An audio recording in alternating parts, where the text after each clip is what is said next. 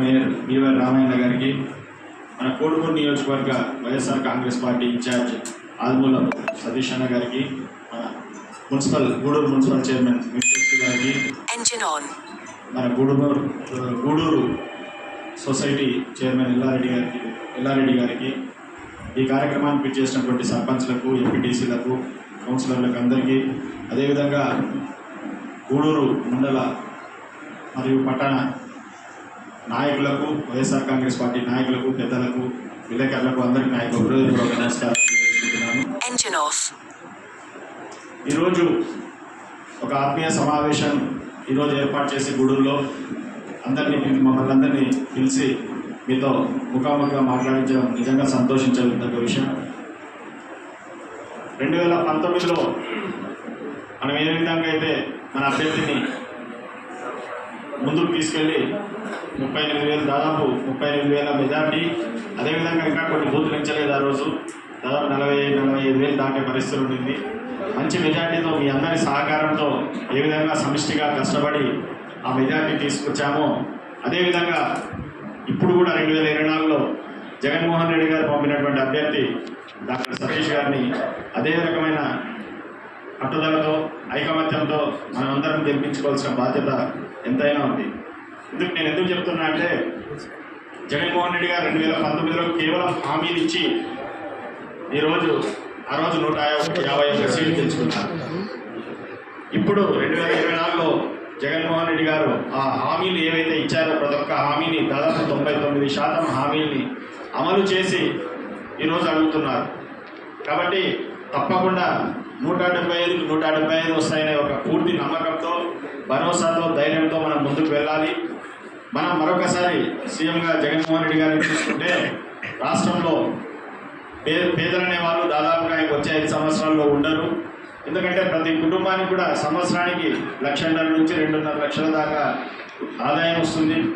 అంటే వివిధ పథకాల కింద మన జగన్మోహన్ రెడ్డి గారు ఆడవాళ్ళ ఖాతాలో వేస్తున్నారు.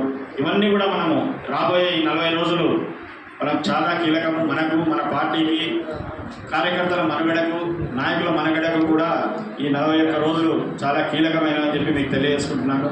ఎందుకంటే మీకు అందరికీ తెలుసు, తెలుగుదేశం పాలన ఏ విధంగా జరిగింది 2014 నుంచి 19 వరకు అని. నాయకత్వానికి కొంత గ్యాప్ ఏర్పడవచ్చు. కానీ నేను ఇంతకుముందు కూడా చెప్పాను, ఇప్పుడు కూడా చెప్తున్నా, నాకు వ్యక్తుల కంటే కూడా పార్టీ ముఖ్యము. పార్టీ బాగుంటుంది అంటే మెట్టు దిగడానికి మాకు ఏ రకమైనటువంటి అభ్యంతరం లేదు. పార్టీ ఏదైనా కూడా, నేను ఏం చేసినా కూడా పార్టీని దృష్టిలో పెట్టుకొని ఏం చేస్తాను. కానీ మా వ్యక్తిగతంగా ఏదైనా ఉంటే మమ్మల్ని చూసుకోవడానికి జగన్మోహన్ రెడ్డి గారు ఉన్నారు. మమ్మల్ని ఆశీర్వదించడానికి అయితేనేమి, నాకు ఏదైనా నష్టం కలిగితే జగన్మోహన్ రెడ్డి గారు ఉన్నారు, ఆయన నన్ను చూసుకుంటారు.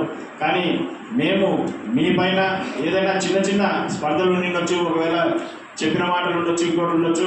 దయచేసి అవన్నీ మనసులో పెట్టుకోదండి.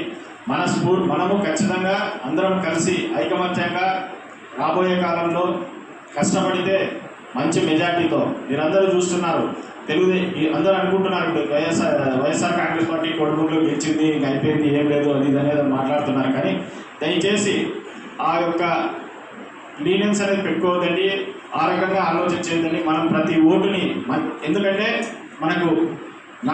మాకున్న సమాచారం వరకు రామాయణ అనే ఎంపీ అభ్యర్థి కాబోతున్నారని మాకున్న సమాచారం.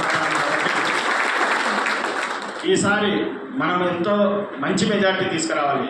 ఇంతకుముందు మహేష్ రెడ్డి చెప్పినట్లు 58,000 మణిగారికి వచ్చింది.